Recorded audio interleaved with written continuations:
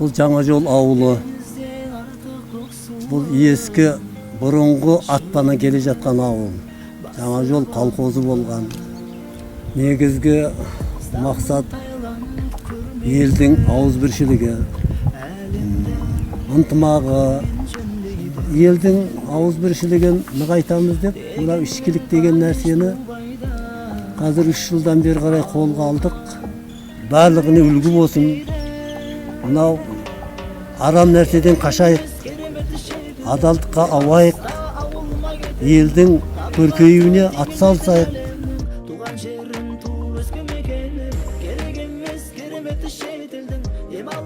Осы біздің ауылымыз осы үлгілі ауылға өткен. Біздің ауылымызда ешқандай ішкілік, ондай нәрсе қазір жастар тек иманға бет бұрып атқан заман. Ауылымыз көркейе берсін деймін. Ауыл жастары, ауыл иманы, ауыл билері, полиция қызметкерлерімен ауыл дүкендерін бәрін аралап, ескерту жұмыстарын жүргізіп, ауыл ешқандай ішімдіксіз ауыл болады. Біздің ауылда сатылған жоқ. Алдын ала тағы ескерту жұмыстары жүргізілді. Қазіргі таңда ауылымыз 100% арақсыз ауыл.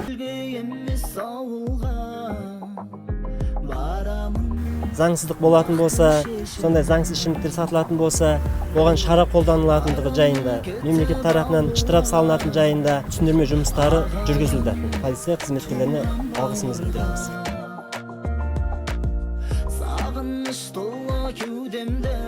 Білесіз ғой, ішімдік ол шаңырақтың берекесін кетіреді, шаңырақ шайқалады. Қаншама отбасылық жағдайлар туындап жатыр, келеңсіз, ұру, соғу, зорлық, зомбылық, тұрмыстық. Сонымен қатар қаншама жанұялар ажырасып жатыр. Оның барлығына бірден бір себеп ол ішімдік. Сондықтан ауылымызда ажырасу мүлдем болмасын, зорлық, зомбылық болмасын, ұрлық, қарлық болмасын деген ниетпен біз сондай жалпы ішімдік деген аты жаман нәрсеге шектеу қойдық.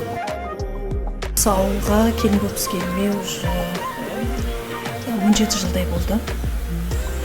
Біздің ауылда шыны керек елімізде ауыл бойынша ішімдіктер сатылмайды. Насыбай деген мүлдем сатылмайды. Былайша керемет ауыл деп мақтанып айта аламын.